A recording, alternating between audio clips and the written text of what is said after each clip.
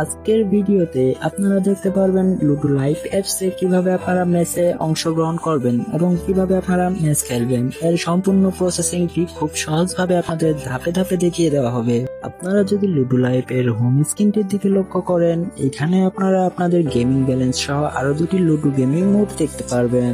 এর মধ্যে একটি হচ্ছে লুডো কিং মোড আর একটি হচ্ছে অটো লুডো গেম মোড।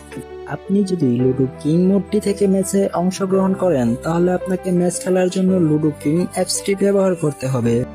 এবং আপনি যদি অটো লুডো গেম মোড থেকে কোনো ম্যাচে অংশগ্রহণ করেন, ম্যাচটি খেলার জন্য আপনার এক্সট্রা কোনো অ্যাপসের প্রয়োজন হবে না। আপনি সরাসরি অটো লুডো গেম মোড থেকেই ম্যাচ খেলতে পারবেন। এইখান থেকে আপনারা যদি লুডো কিং মোডে প্রবেশ করেন, তাহলে আপনারা চলমান অনেক ম্যাচ দেখতে পারবেন। উপরের দিকে রয়েছে স্পেশাল ম্যাচ, যে ম্যাচগুলো দুইজন প্লেয়ার জয়েন হলেই শুরু হয়ে যাবে, এবং নিচের দিকে রয়েছে টাইমিং ম্যাচ, যে ম্যাচগুলো নির্দিষ্ট টাইমেই শুরু হবে। এইখান থেকে প্রত্যেকটি ম্যাচের অ্যান্টি কয়েন, উইনিং রেওয়ার্ড, কোন ম্যাচে কতজন প্লেয়ার ইতিমধ্যেই জয়েন রয়েছে তা খুব সহজে দেখতে পারবেন। এইখান থেকে আপনারা যে ম্যাচটি খেলতে চান সেই ম্যাচটির জয়েনিং বাটনে ক্লিক করুন। আপনার লুডো কিং অ্যাপসে আপনি যে নাম ব্যবহার করেছেন, আপনার সেই সেম নামটি এইখানে ব্যবহার করুন। এবার আপনারা দেখতে পাচ্ছেন ইতিমধ্যেই আমি একটি স্পেশাল ম্যাচ জয়েন দিয়ে দিয়েছি। এবার আরেকজন প্লেয়ার জয়েন হওয়া পর্যন্ত আমরা অপেক্ষা করব, এবং আমরা যদি চাই ম্যাচটি ক্যান্সেল করে দিতে, তাহলে ক্যান্সেল বাটনে ক্লিক করে দিলে ম্যাচটি অটোমেটিক ক্যান্সেল হয়ে যাবে। আরেকজন প্লেয়ার জয়েন হলে আপনারা ম্যাচ থেকে একটি নোটিফিকেশন পাবেন এবং এখানে একটি রুম কোড পাবেন।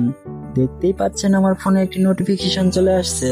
এবার এখান থেকে যদি আমরা আবার লুডো কিং মোডটিতে যাই, তাহলে আপনারা দেখতে পারবেন আমাদের ম্যাচটি ফুল হয়ে গেছে এবং আমাদেরকে একটি রুম কোড দেওয়া হয়েছে। তো এই রুম কোডটি আপনারা কপি করে নেবেন এবং এখান থেকে আপনারা আপনাদের সেই লুডো কিং অ্যাপসটিতে চলে যাবেন। লুডো কিং অ্যাপসে আসার পর আপনারা ফ্রেন্ড অপশন সিলেক্ট করুন। এখান থেকে আপনারা জয়েনে ক্লিক করুন। এখান থেকে আপনাদের রুম কোডটি পেস্ট করে রুমে জয়েন করুন।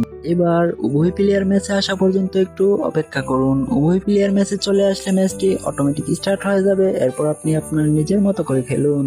ম্যাচ শেষে আপনি উইন হয়ে থাকলে আপনার উইনিং পেজের একটি স্ক্রিনশট গ্রহণ করুন। এইবার আপনি লুডো কিং মোডে চলে আসুন। এখান থেকে এই অপশনটিকে সিলেক্ট করুন।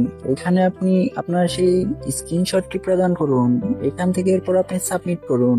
এইবার 1 সেকেন্ডেই ফলাফল প্রকাশ করা হবে। আপনি উইন হয়ে থাকলে সাথে সাথেই আপনার উইনিং রেওয়ার্ডটি আপনার উইনিং ব্যালেন্সে অটোমেটিকলি যোগ হবে।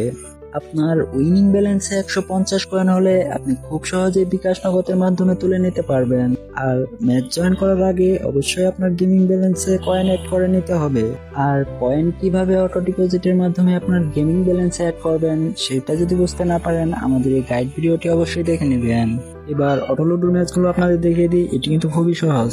এখান থেকে আপনারা যদি অটো বোর্ডে চলে আসেন, তাহলে আপনারা চলমান অনেক ম্যাচ দেখতে পারবেন। এখান থেকে আপনারা সেম ভাবে ম্যাচটির অ্যান্টি কয়েন, উইনিং রেওয়ার্ড এবং জয়েনকৃত প্লেয়ারগুলোকে দেখতে পারবেন। ম্যাচ খেলার জন্য জয়েন বাটনে ক্লিক করে আপনার লুডো কিং এ ব্যবহার করা নামটি এখানে দিয়ে দিন।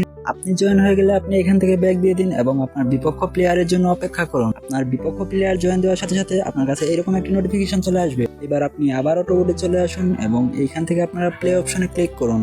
এবং প্লে অপশনে ক্লিক করার পর এখানে আপনারা রেডি অপশন পাবেন। এখান থেকে আপনারা যদি রেডি করে দেন, তাহলে আপনার উপর দিকে খেয়াল করলে দেখতে পারবেন 10 মিনিটের একটি টাইমিং কাউন্ট হচ্ছে। এবং আপনার বিপক্ষ প্লেয়ার যদি না আসে, টাইমটি শেষ হওয়ার পরে আপনি অটোমেটিক উইন হয়ে যাবেন এবং অটোমেটিকলি উইনিং আপনার উইনিং ব্যালেন্সে জমা হয়ে যাবে। টাইমিংটি শেষ হওয়ার আগে আপনার বিপক্ষ প্লেয়ারটি যদি চলে আসে, তাহলে ম্যাচটি যথাযথভাবে অটোমেটিক স্টার্ট হয়ে যাবে। আর নোটিফিকেশন পাওয়ার পর যদি আপনি নিজে না আসেন, তাহলে আপনার বিপক্ষ প্লেয়ার উইন হয়ে যাবে। আশা করি আপনারা সকলেই বুঝতে পারছেন। তো আজকের ভিডিওটি এতটুকুই ছিল।